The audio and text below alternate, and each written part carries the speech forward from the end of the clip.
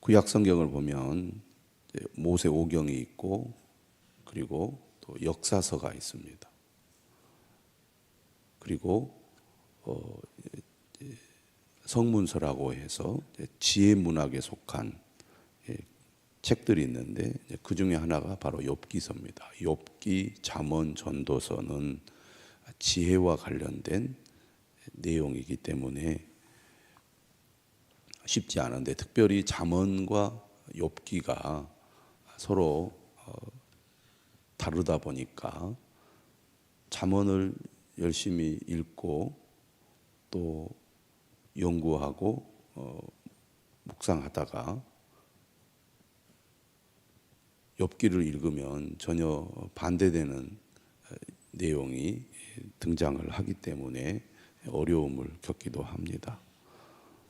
매일 성경 이제 오늘 우리가 읽은 이 1장 바로 앞에 또 길게 해설을 하고 있습니다. 여러분들이 읽고 좀 도움을 받으시면 좋을 것 같습니다.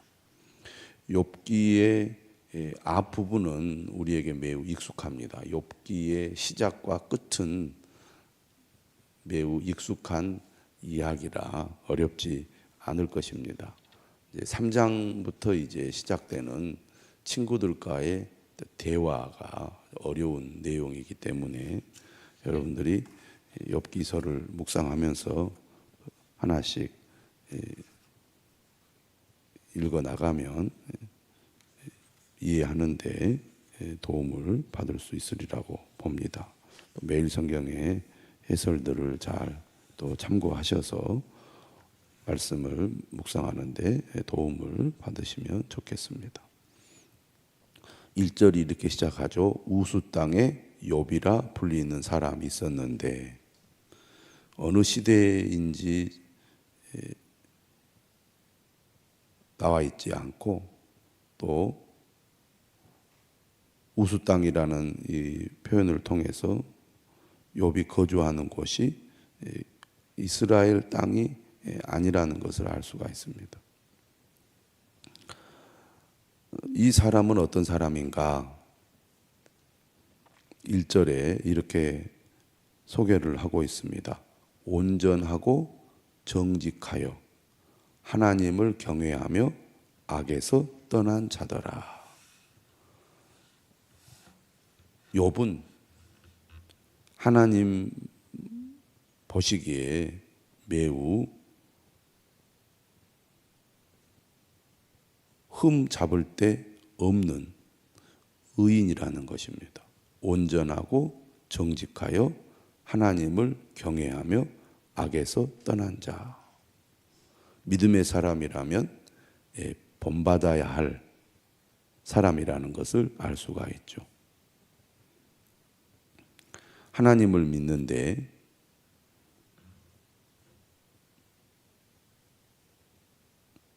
믿기는 믿지만 온전하지 못하고 정직하지 못한 경우들이 많이 있습니다.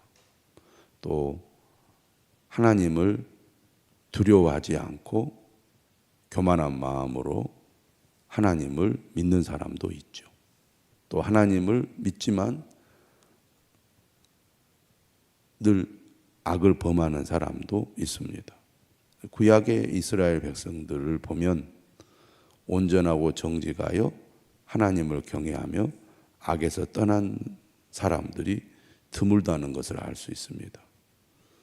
구약 성경에 등장하는 이스라엘 백성들 또 신앙의 사람들과 비교해 볼 때 욥이라는 사람은 매우 완벽한 신앙의 사람이라는 것을 알 수가 있죠. 욥기를 보면 이처럼 하나님 앞에서 매우 완벽한 사람이 등장을 하고 또 시작이 그렇게 되고 있습니다. 이런 사람에게 하나님께서 어떻게 하시겠습니까? 당연히 은혜를 주시고 복을 주시겠죠. 2절에 보면 그에게 아들 7과 딸 3이 태어나니라. 가정의 복, 자녀의 복을 하나님께서 욥에게 주셨습니다. 단순히 자녀들에게만 복을 주신 게 아니죠. 3절에 보니까 그의 소유물은 양이 7,000마리요, 낙타가 3,000마리요, 소가 500결이요, 암나귀가 500마리이며 종도 많이 있었으니 이 사람은 동방 사람 중에 가장 훌륭한 자라. 하나님께서 욥에게 물질의 복까지 주셨는데 보통 주신 게 아니라 엄청난 복을 주셨습니다. 신앙적으로 볼 때도 욥은 완벽에 가까운 사람이라고 할 수 있는데 그의 가정이나 그의 일상적인 삶의 조건과 환경도 완벽하다고 할 수 있습니다. 우리가 이 욥기 1장 1절, 2절, 3절을 보면 어떤 생각이 듭니까? 나도 이런 사람이 되었으면 좋겠다. 나도 하나님께 복을 받아서 이런 인생을 살았으면 좋겠다. 이런 생각을 하지 않겠습니까? 이처럼 욥은 완벽한 조건과 또 사람이었다. 이렇게 얘기할 수 있습니다. 근데 단순히 욥은 그 정도가 아니라 4절 이하에 보니까 그가 얼마나 하나님을 경외하는지 알 수 있습니다. 사람은 너무나 삶의 조건이나 환경이 좋으면 교만해지고 또 자기 뜻대로 살아가기가 쉽잖아요. 근데 욥은 더 놀라운 게 믿음이 좋을 뿐만 아니라 하나님의 복을 많이 받았잖아요. 그 복을 받은 이후의 삶도 여전히 하나님을 경외하는 삶에서 흐트러지지 않았다는 겁니다. 4절에 이렇게 얘기하죠. 그의 아들들이 자기 생일에 각각 자기의 집에서 잔치를 베풀고 그의 누이 3명도 청하여 함께 먹고 마시더라. 그들이 차례대로 잔치를 끝내면 욥이 그들을 불러다가 성결하게 하되 아침에 일어나서 그들의 명수대로 번제를 드렸으니. 욥은 자신뿐만 아니라 자신의 자녀들도 하나님을 잘 믿고 섬기는 사람이 되도록 신경을 많이 썼다는 것이죠.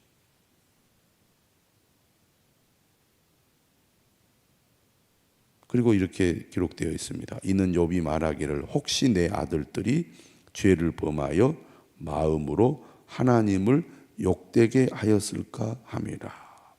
욥이 얼마나 하나님을 경외하는지 잘 보여줍니다. 그런 표현이 있잖아요. 마음으로 하나님을 욕되게 하였을까 함이라.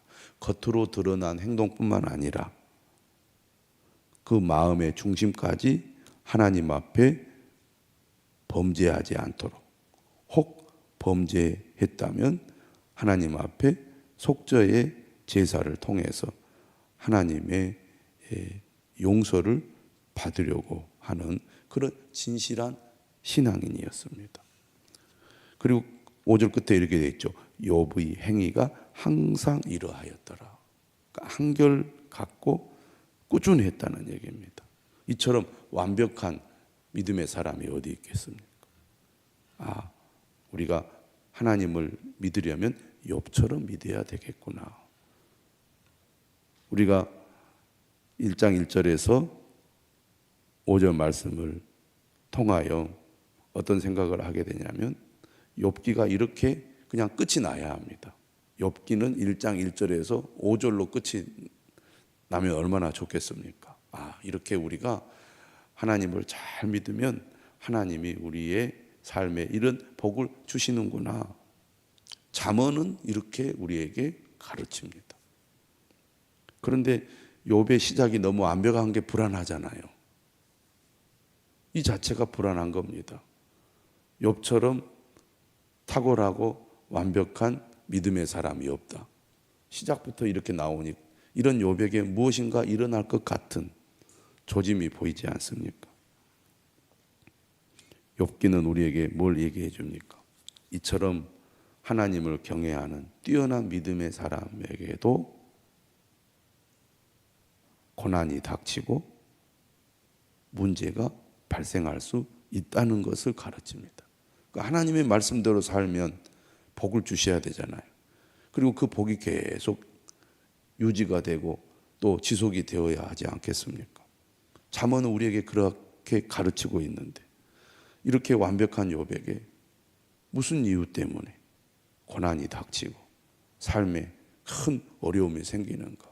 예를 들면 욥이 어떤 잘못을 하고 하나님 앞에 죄를 보면서 어려움을 겪는다면 그렇지, 욥이 이렇게 잘못을 했기 때문에 벌을 받을 만해 하나님이 그를 징계하신 거야, 이럴 수 있는데 이렇게 모든 면에서 흠잡을 데 없는 욥이 어려움을 겪으니까 도대체 왜 욥에게 이런 일이 일어나는가 라는 질문을 던질 수밖에 없게 되는 것입니다.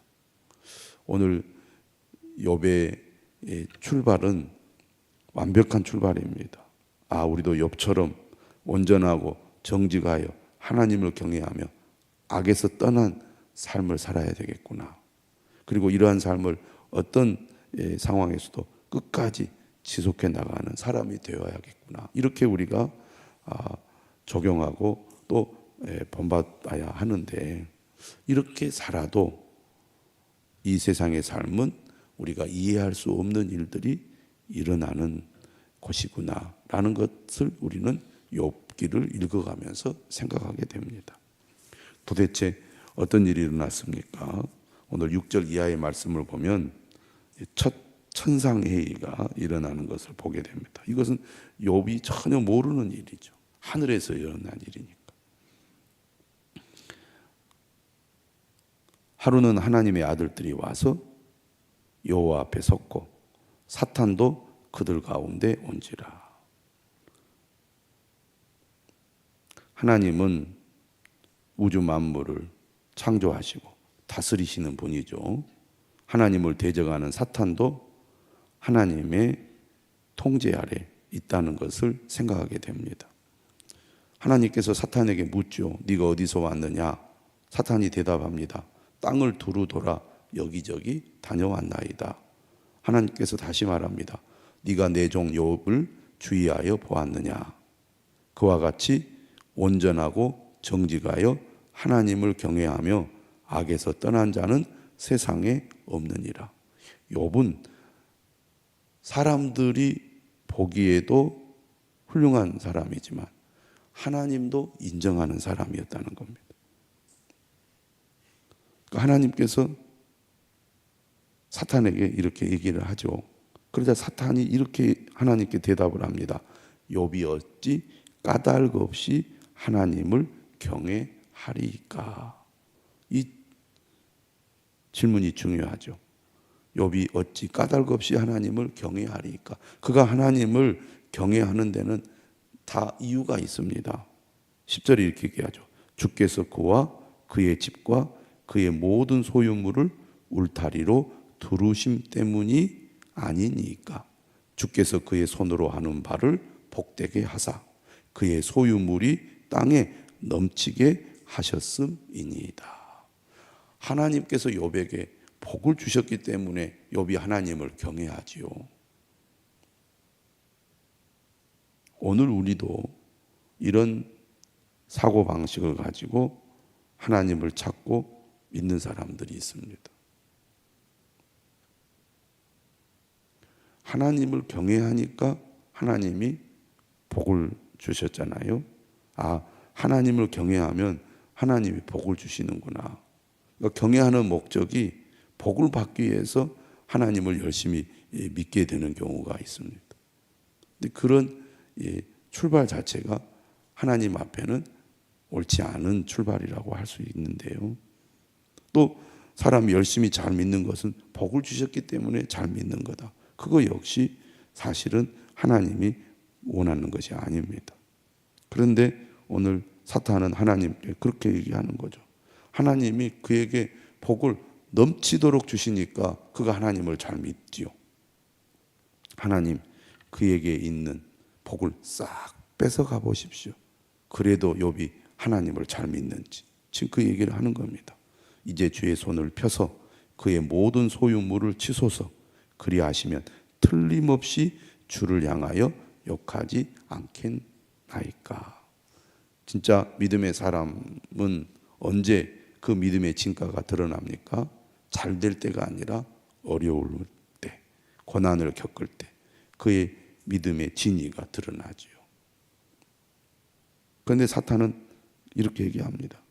그의 복을 싹 뺏어가면 하나님을 욕할 것입니다. 그래서 하나님께서 사탄에게 무엇을 허락하십니까? 내가 그의 소유물을 다 네 손에 맡기노라.